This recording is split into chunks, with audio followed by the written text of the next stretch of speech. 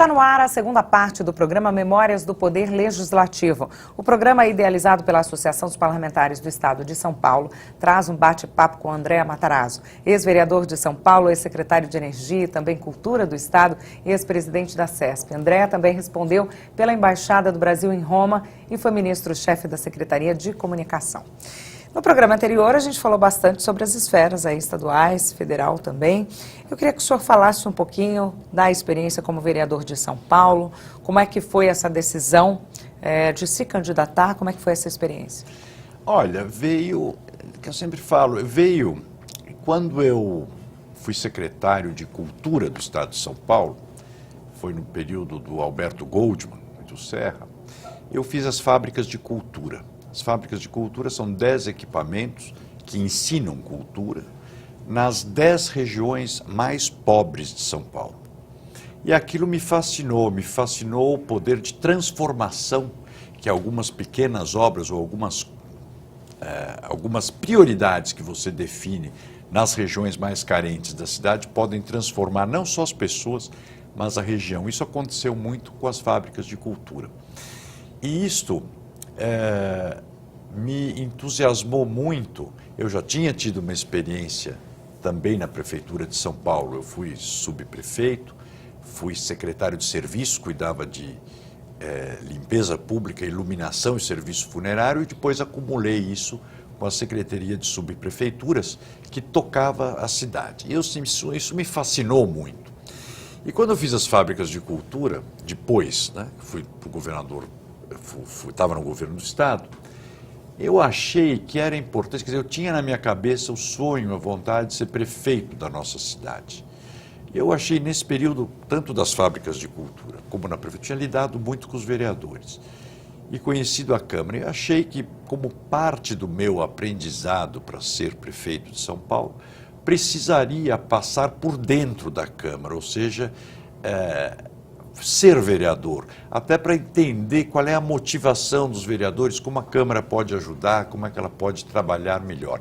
E foi aí que eu decidi me candidatar e tive uma surpresa fantástica, que eu acho que pelo tempo que eu trabalhei em São Paulo, pelo nome da minha família, tudo, eu tive 120 mil votos. Eu fui o segundo vereador mais votado do Brasil, fiquei só atrás do Roberto Trípoli, meu amigo, até de Câmara e oriundo da Itália também.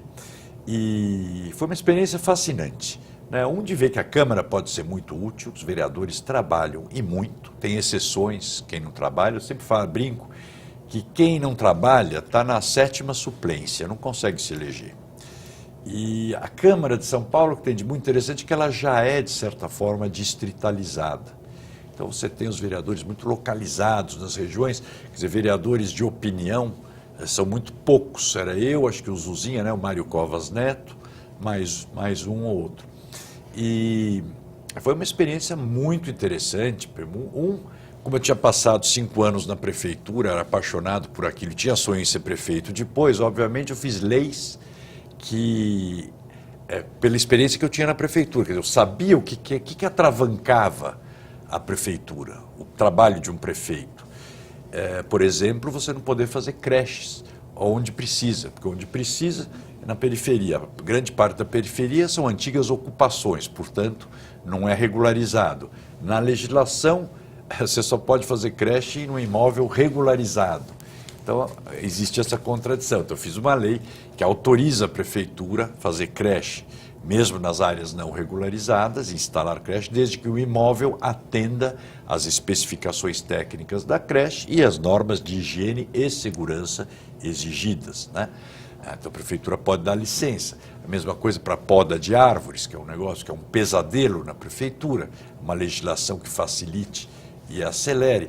Fiz uma lei que eu acho que foi uma das leis mais interessantes, porque pela geração de renda e emprego, quando eu estava na prefeitura e na Secretaria na subprefeitura da Sé, um dos dramas é sempre a questão de apreensão de comida de rua, né?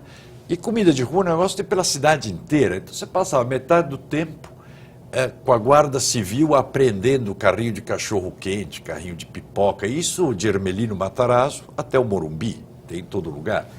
E pensa o seguinte, Carla, que eu falo, como o cara que está no setor público, ele tem obrigação, ele tem que ser um facilitador das pessoas. O poder público tem que ser o facilitador das pessoas. Você imagine numa cidade como São Paulo, primeiro que as pessoas moram longe do emprego, normalmente porque os empregos estão concentrados aqui no centro, expandido em função da questão de regularização fundiária. Então estão aqui. O cara anda 2 horas para ir, 2 horas para voltar de casa, para trabalhar, não vê família, não vê nada. Mas aí chega na hora do almoço, você acha que alguém pode voltar para casa para almoçar em casa e voltar? Isso não existe. É o sonho de consumo e tudo, mas não existe. Ou pode comer em restaurante todo dia? Claro que não. Então, a comida de rua sempre foi uma alternativa. Então eu procurei, pesquisei vários lugares do mundo com os técnicos do meu gabinete, até o Giovanni, Lucas Baruzzi, Beto Lago, enfim, o pessoal que trabalhava lá, para ver como é que era a legislação no mundo, em vários países que eu conhecia.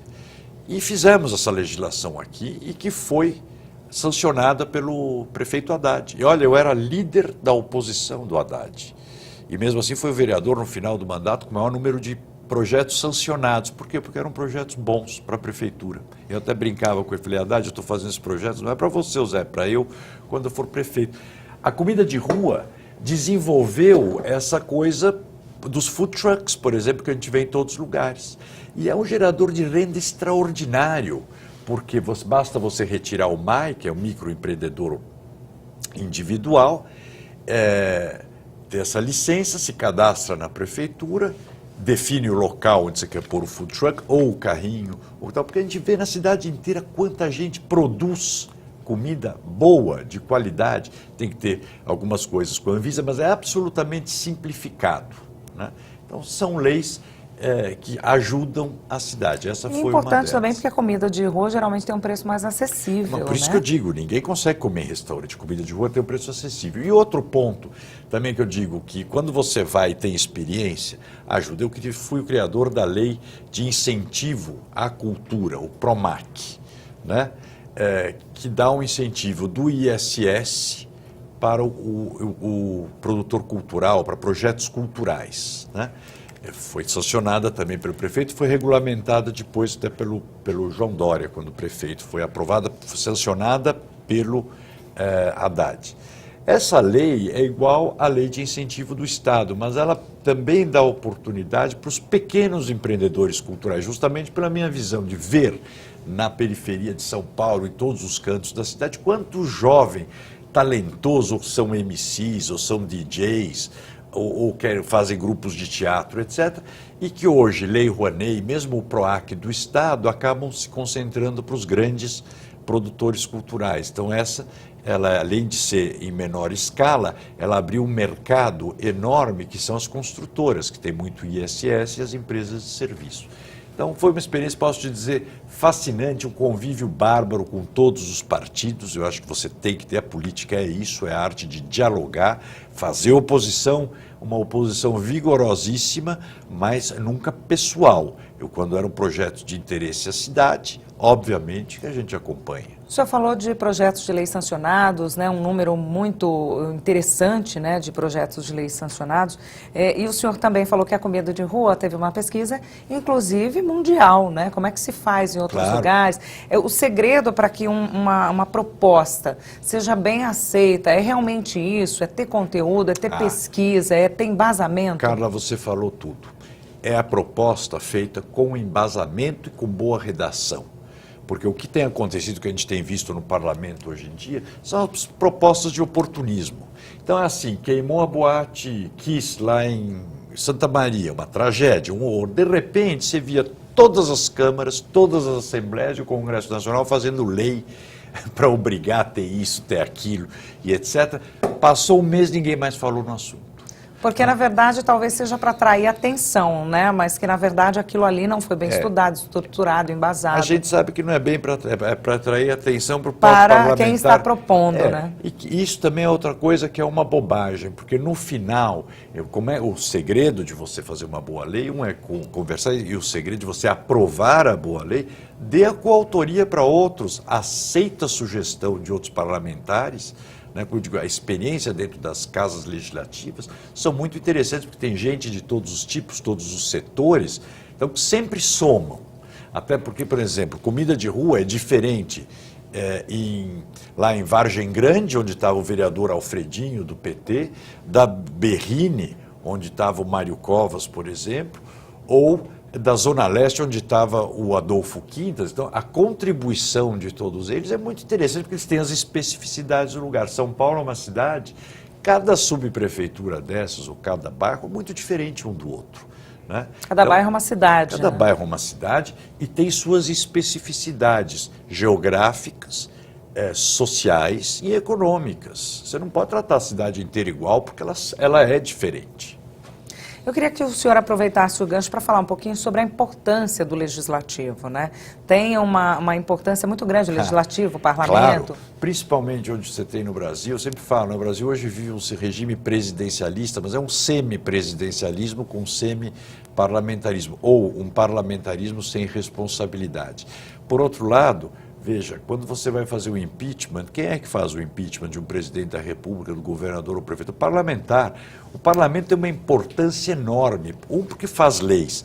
Segundo, porque direciona orçamento, tudo isso. Então, ele pode brecar grandes besteiras, né? Pode brecar aberrações e direcionar o país. Né? É muito importante. Eu vejo todo mundo discute sempre sobre quem vai votar para presidente, etc. Votar para deputados federais, deputados estaduais e vereadores é importantíssimo, porque o destino, quer dizer, quem faz as leis que interferem diretamente na nossa vida, ou quem pode dar direção para o presidente da República, para o prefeito, é o parlamentar. É muito importante, muito importante. O senhor valoriza muito essa aproximação, né, com as pessoas que vão ter a vida mudadas, alteradas com determinadas leis, né? Claro. Qual que é a diferença disso, dessas decisões no âmbito federal e no âmbito municipal? É muito grande. Lá em Brasília, sempre digo, né, Brasília você tem sempre a sensação que está tudo ótimo, porque não tinha trânsito, o céu é o céu mais bonito do Brasil, tudo é 3 minutos, você vai de um lugar para o outro, de qualquer lugar para qualquer lugar. Hoje tem um pouco mais de trânsito, diria.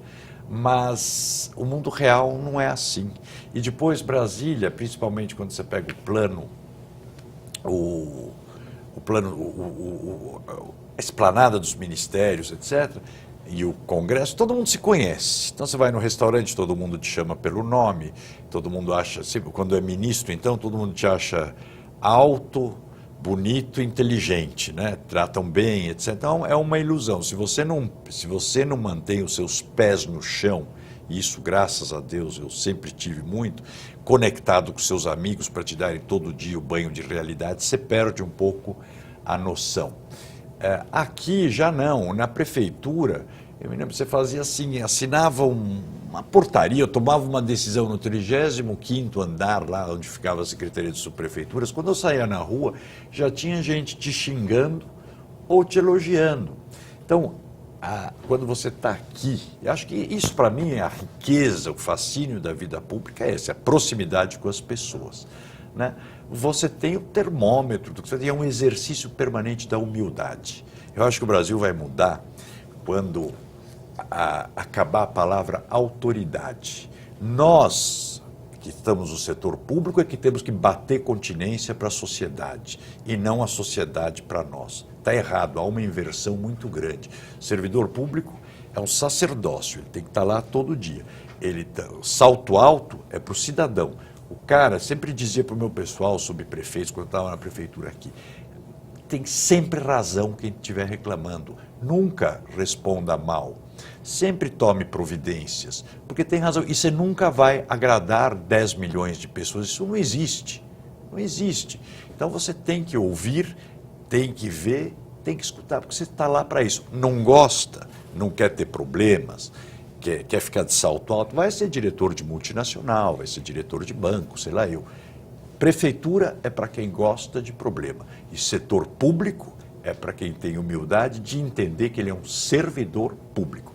Acabar com o negócio de ter sempre aqueles camarotes VIP, que sempre tem de autoridades, de não sei o quê, isso não pode existir. Cerimônias de inauguração.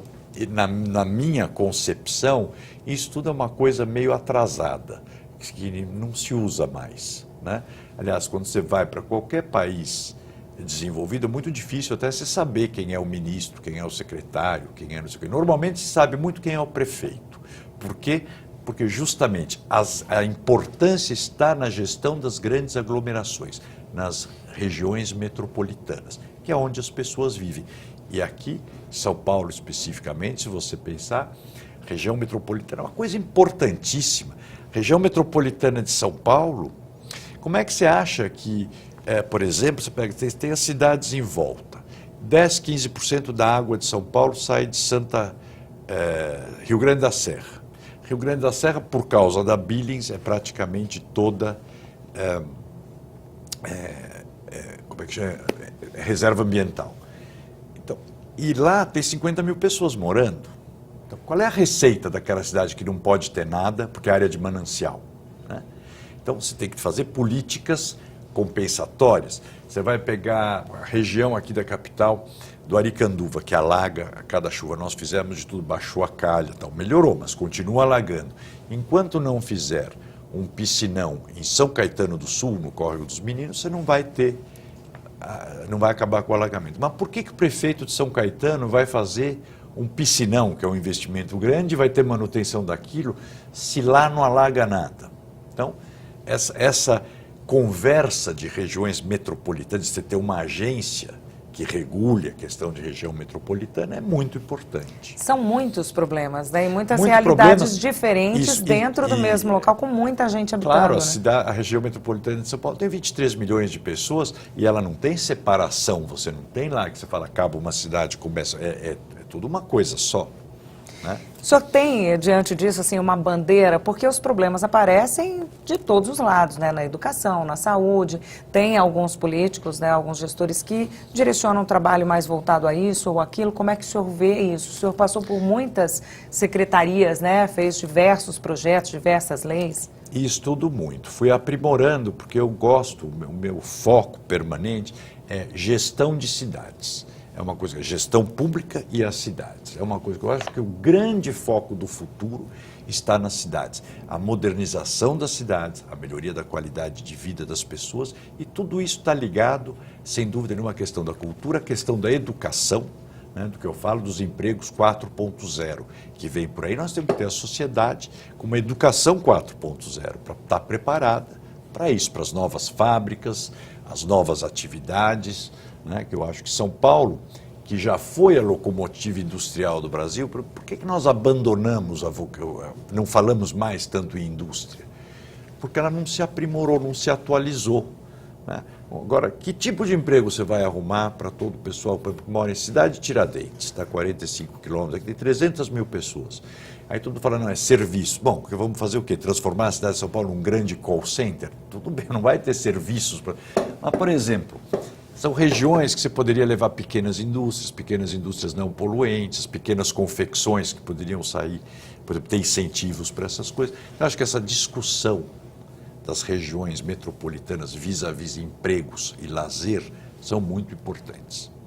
Prefeitura de São Paulo, como é que o senhor pensa e vê, né? Teve acabou vereador também para ter experiências para isso? Eu acho que não, quando você está na vida pública, eu pretendo que continuo na vida pública, né? Claro, nesse momento de volta à empresa, por não disputar a eleição no momento, mas eu continuo sempre estudando, é sempre um sonho, né? A gente não pode ter obsessão, mas eu acho que você pode ter um sonho, os sonhos movem a gente, né?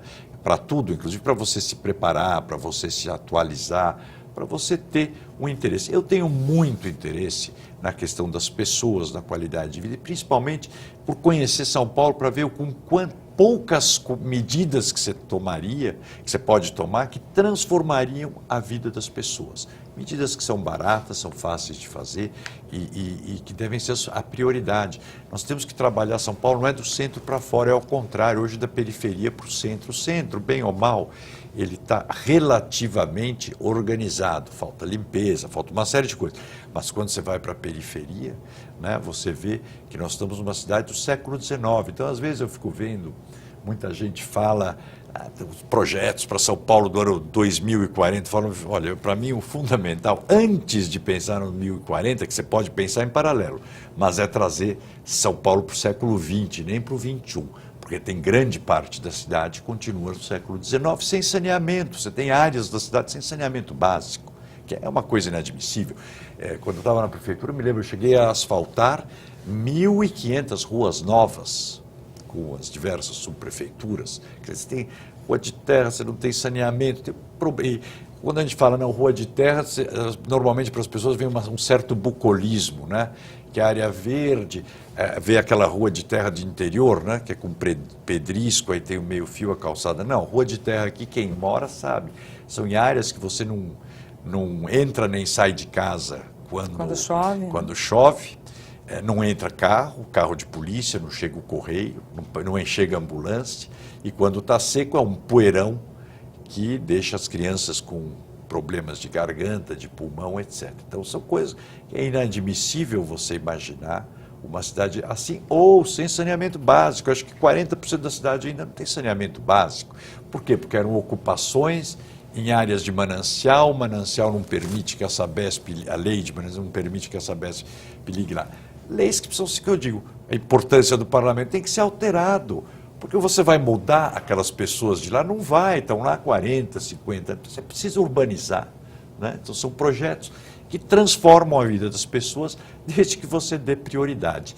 Eu acho que quando você assume o executivo, você tem que pensar na tarefa que você tem, de deixar um legado, não pensar na próxima eleição. Principalmente prefeito de São Paulo. Prefeito de São Paulo é uma tarefa inglória, porque você só vai ser bem interpretado bastante tempo depois. No início vão achar que você está fazendo maldade, porque vai fechar comércio irregular, vai abrir rua que o cara fechou porque era rua sem saída e a casa dele ele não quer que passe carro. Enfim, você vai tomar um monte de medidas que contraria o individual, mas beneficia o conjunto e a comunidade. O senhor disputa as próximas eleições para prefeito de São Paulo? Não sei, isso não depende só de mim, né? Depende de um conjunto de fatores e do momento político, etc., de partido, de uma série de coisas. Mas eu estou sempre, presente nas questões da cidade, sendo ou não sendo prefeito, porque eu acho que você, como cidadão, você também tem um papel importante. Hoje as entidades de bairro, tudo isso tem um papel fundamental. Quando eu fui secretário, meus grandes apoiadores e ajudadores, vamos dizer, eram as entidades de bairro, porque quem conhece um lugar e as suas prioridades é quem mora e quem trabalha no lugar. E essas entidades de bairro te ajudam muito, diagnosticando, dizendo os problemas e propondo, muitas vezes, soluções que, se você leva para o poder público, vem aqueles projetos monumentais que você acaba não fazendo. Às vezes tem receita fácil lá, né? Fácil lá. Eu te conto um caso rapidamente, nem sei quanto tempo a gente tem, que eu falo de cidade, eu vou me entusiasmando. Mas eu estava com o vereador Claudinho uma vez na Brasilândia, e tinha aquelas vielas, e o cara chegou lá e falou: secretário, a Ilume está trocando lâmpada de mercúrio por vapor de sódio. O senhor não quer me dar umas braçadeiras, umas luminárias dessas que tiraram de mercúrio para eu colocar aqui, iluminar aqui? Falei, mas onde estão essas coisas? Está tudo jogado lá no Ilume. Eu pensei que a empresa que estivesse trocando, tira uma, leva a outra, na base... Não, ficava tudo lá. Que um dia faria licitação para vender. Claro que a gente sabe que aquilo ia apodrecer. Bom, mandei para ele, acho que 5 luminárias. 2 dias depois, falaram que estava pronto. Fui lá ver, olha, aquela viela estava uma beleza. Os gatos todos bem feitinhos de luz, tudo iluminado. Como eu tinha sido presidente já de empresa elétrica, eu sei que o que interessa para a empresa é a instalação bem feita e cadastrar a luminária, porque aí ela cobra. Então a Eletropaulo foi lá ver, ajustou o que tinha que ajustar da ligação, cadastrou aquelas luminárias e ficou custo zero para o município, né? Com isso nós iluminamos centenas de vielas assim. Mesma coisa, corrimão de escadão, que também muda a vida de pessoa mais velha, mais pesada, etc., na chuva, nessas vielas feitas com canos recuperados dessas placas que a CET tira quando entorta, etc. Então, soluções que às vezes te dão lá no local, que muda a vida da pessoa, para você é um minuto. Às vezes você fala, não, mas não dá para me preocupar com a iluminação das vielas, preciso me preocupar. Bom, só que a iluminação para a pessoa que mora no escuro, que a filha tem que sair no escuro, pode ser estuprada, assaltada, a coisa mais importante do mundo é aquela viela iluminada. Isso que a gente tem que entender em cidade. Quando você faz recapeamento, eu vi que não adianta você fazer propaganda do recapeamento, você vai deixar a cidade inteira com raiva de você. A única pessoa que vai ficar feliz é onde a máquina do recapeamento estiver passando. Porque senão o outro fala, bom, mas está fazendo recapeamento, por que não está fazendo na minha casa? Então, a prefeitura é muito trabalho, 24 horas por dia, né? E humildade, sempre humildade. Desafiador, né? Bem desafiador. Isso que é fascinante, é desafiador e um permanente exercício de humildade. Esse é o serviço público de maneira geral, na minha visão. Muito obrigada pela participação do senhor aqui com a gente no programa. Carla, muito obrigado a você de novo. Primeiro por você conhecer tantos assuntos também, e me conhecer mais do que eu até, né? Queria agradecer muito a você e a todos que estão assistindo. Eu acho que esse trabalho de memória é muito importante, principalmente num país como o Brasil, que não tem muito apreço pela memória. E as pessoas não têm o hábito de conhecer os políticos, agora está tendo essa oportunidade. Super obrigado. Muito obrigada.